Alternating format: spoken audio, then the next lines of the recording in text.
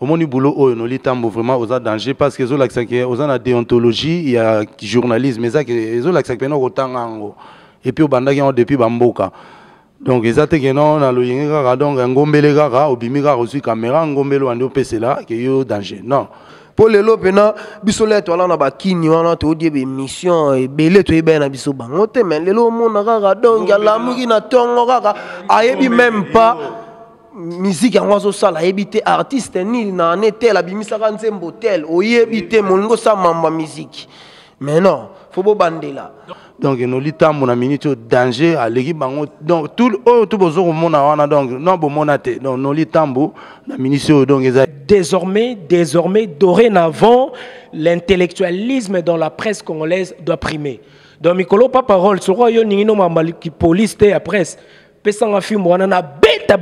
bango pour na seconde l'accent l'intellectualisme puis mikolo soro zapo sali faut pas na kangi on ngamo na commission na école morobo bala kisao qu'est-ce que l'animation qu'est-ce que la chronique qu'est-ce que le journalisme amamandi la zulu ndi la velele oh la série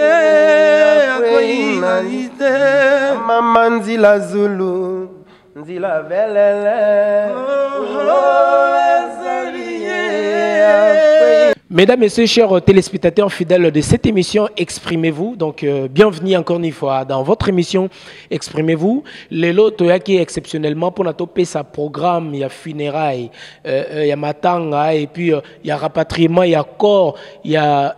King Kester Emene, à Levier Kwangolo Nsonso, hein. Les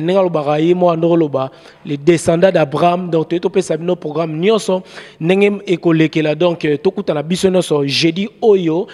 pour na matanga ya le King Kester Emenea donc et puis bana na ye obo ba Victorien nazana Gilles Nzaou na Tony Ambrosio balingi ba pesa biso pena programme nyonso ndenge zalara donc na bosanité balobi bino batu nyonso ba fan club vraiment boza belé dans le monde il y a Londres surtout na bosanité donc ba fan il y a Londres boza ebelé donc bobengaki ndeti ba vie Moussol Kimbe donc Moussol Kimbe na Londres balobi défenseur ya ba fan club il y a King Kester Emenea donc a présenté qui ba famille ba nini a présenté ba condoléances na nyonso na batu oyo bazolanda à travers le monde donc Kinde Moussol na Londres a pesi vraiment a présenté ba condoléances na nyonso ba fan club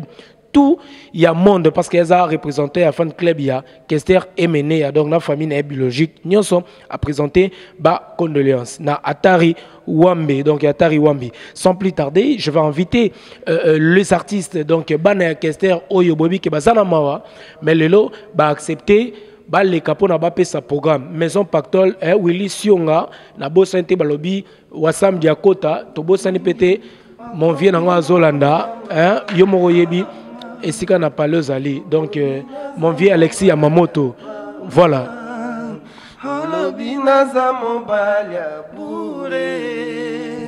nazanga nanga nyonso mama imobali ya sanvale poshinanga mokuse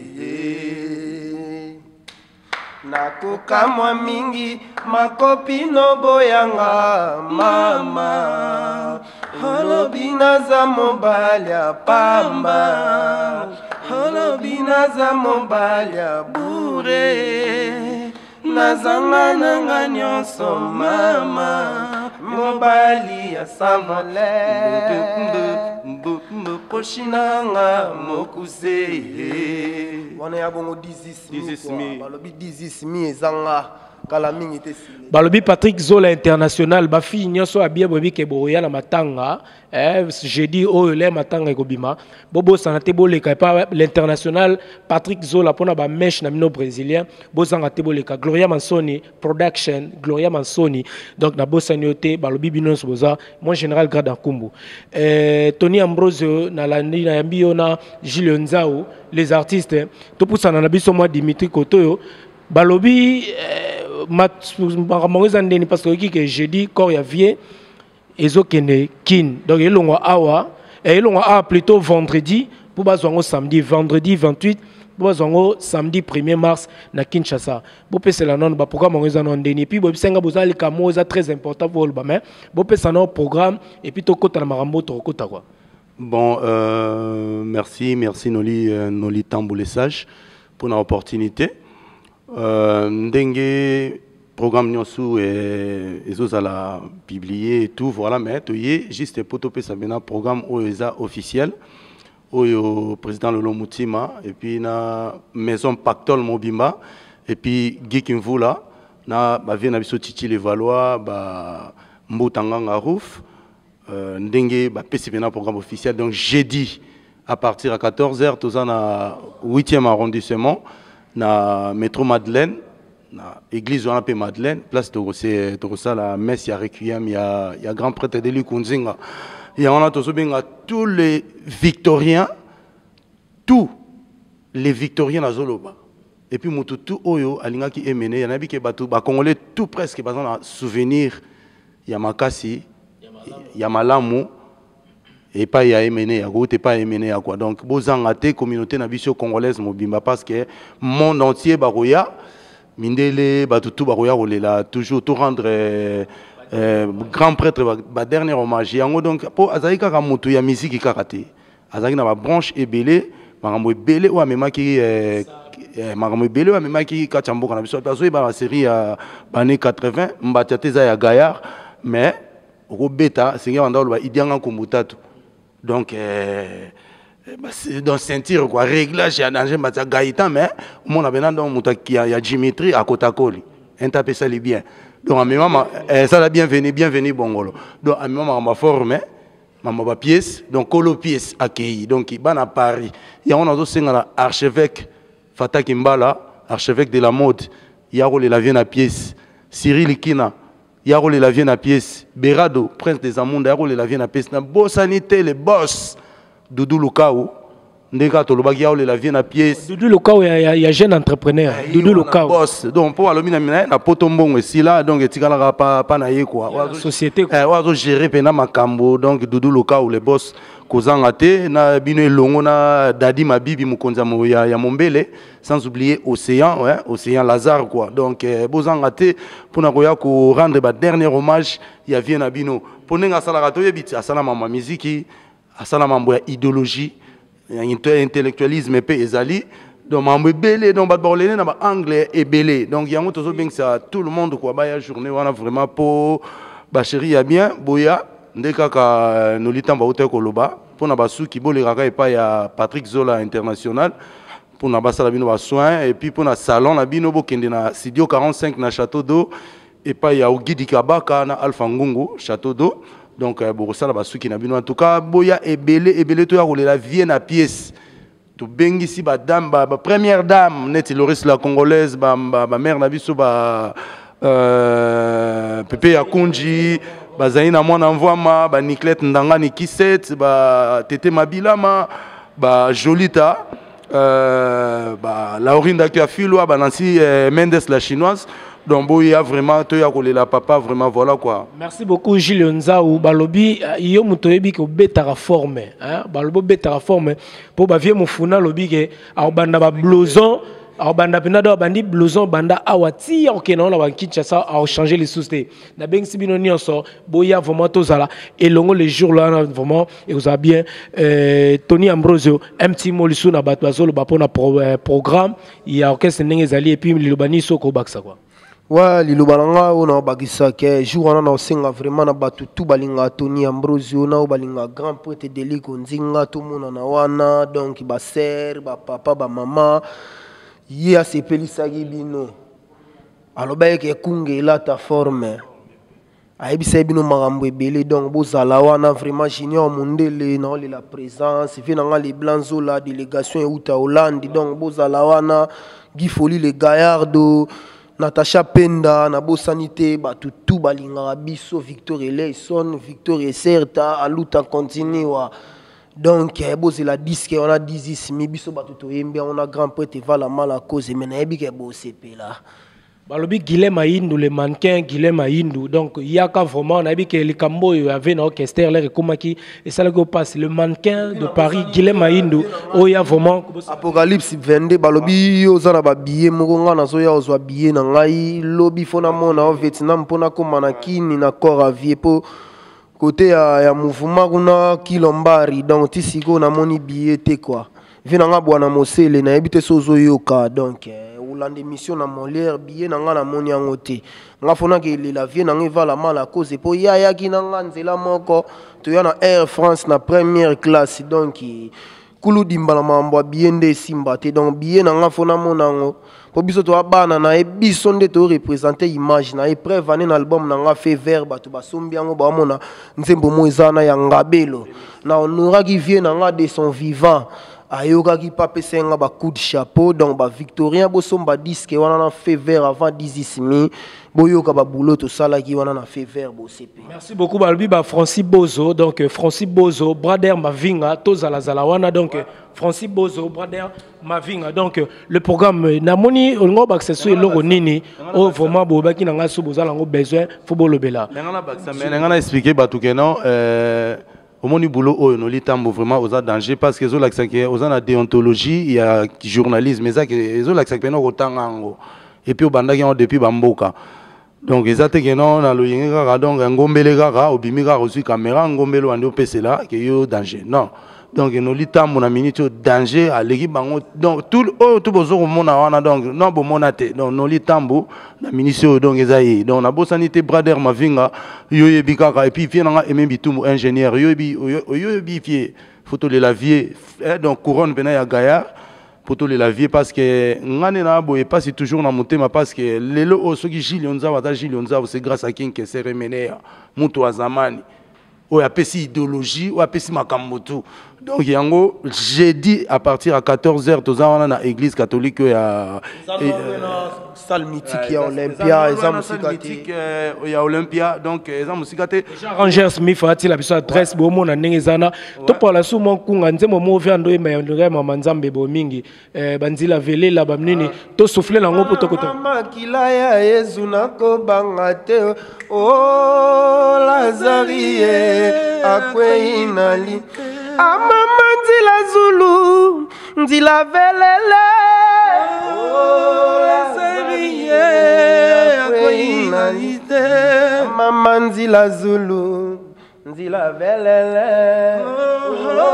Lazarie akwe inali. Merci beaucoup. Sikenanga makila ma Yesu nakobanga te o Lazarie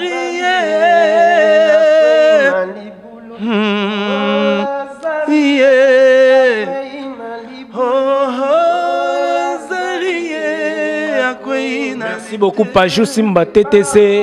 Yannick Ayenga monnaie invisible. Yannick Ayenga monnaie invisible Nabi. Chez toi ça se passe en virement.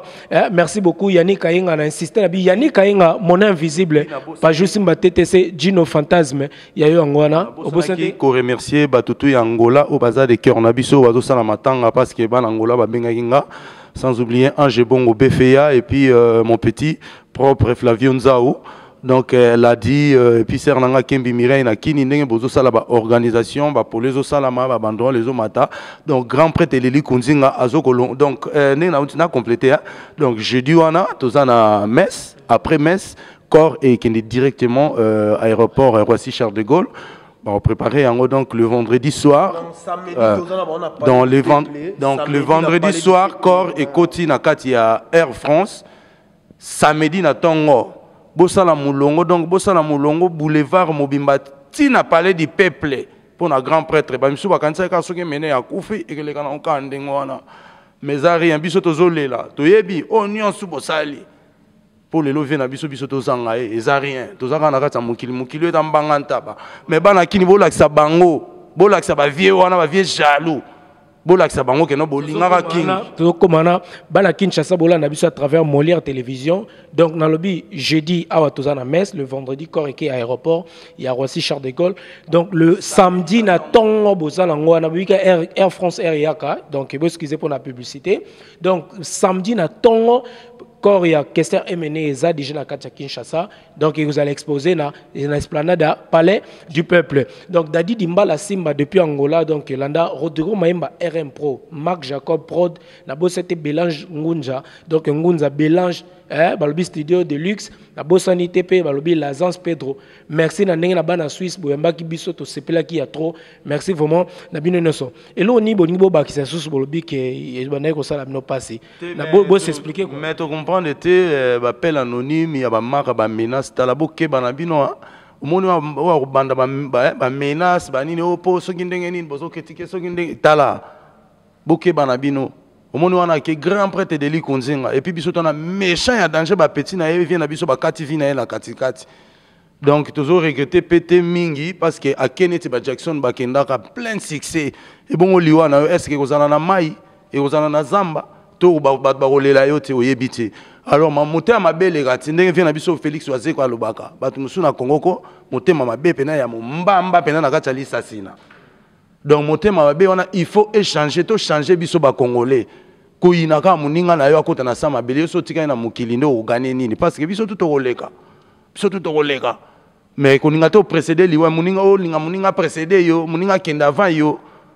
C'est pas bien et puis boké bana bapelo ana anonyme ya ba menace po biso kutu donc ba descendre to ze belé. Et belé na ndenga méchant na ndenga méchant na peut-être Tony Ambozo.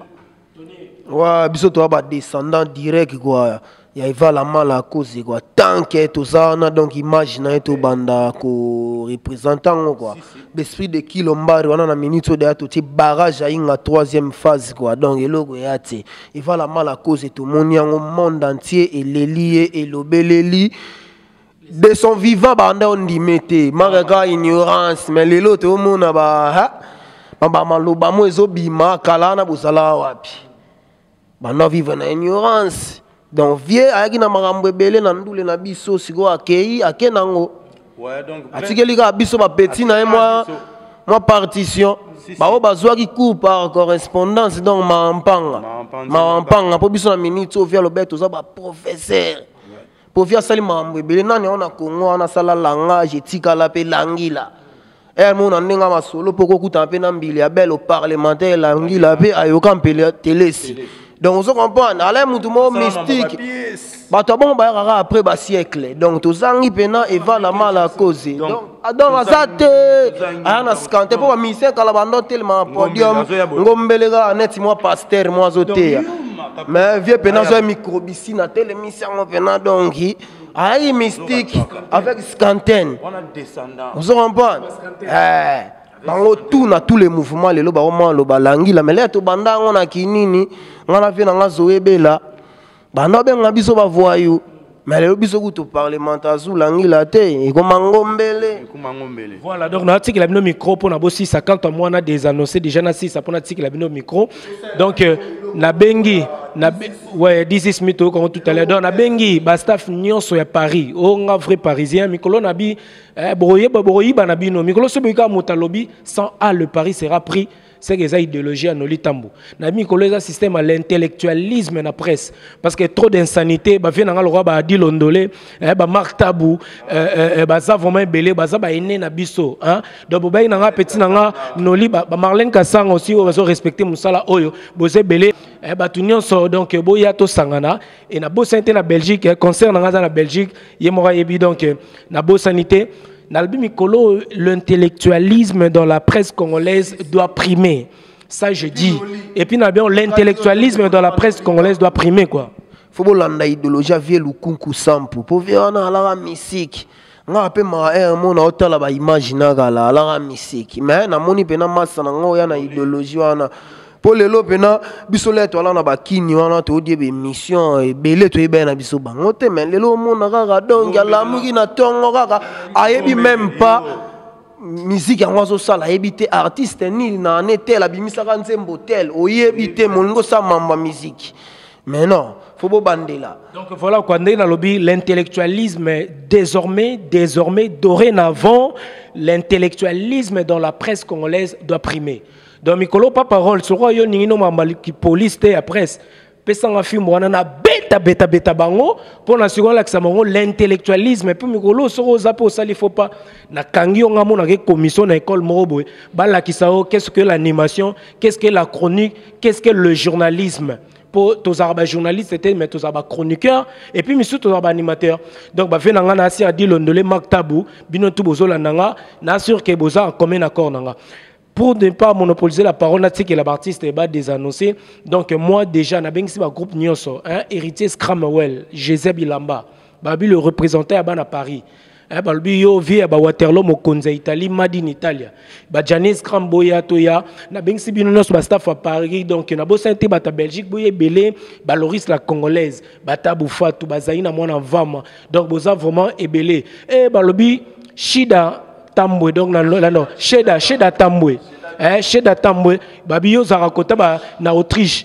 Sheda Tambwe Sheda Tambwe babi yo za na Autriche yaka rapport ke na ozo vol ozo ya donc tout monde na monana na bo simpete no la itamba la norvégienne to kuta na bisonyoso quand on moi no litambu le sage de na barabino l'excellence dans la simplicité. Toujours, je vous dis bye bye et on se retrouve pour un autre numéro de votre émission Exprimez-vous. N'hésitez pas surtout à appeler Nolitamu. Chez nous, c'est l'excellence et la simplicité. Ranger Smith qui était derrière la caméra. Yépé. Ranger Smith, Ranger, Zonga bien quoi. Jolita Maïla, j'ai dit. Donc, Boya Penato a roulé la vie. Soignite, yokamati antiti de mosusu, oe komi, kobangisa noki na pesa yo mbota pambai, na komi obanga noki yo desevoir.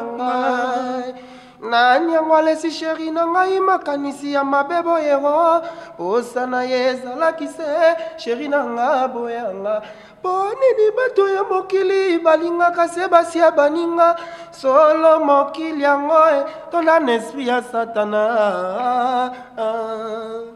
obengelinga pa policier piche na bonzeli yotika nonga Tango etana solo yoko regrete Naluba te solo yoko ndima te na kokamwa Makambwa motindo hoyo Nalembi kobondela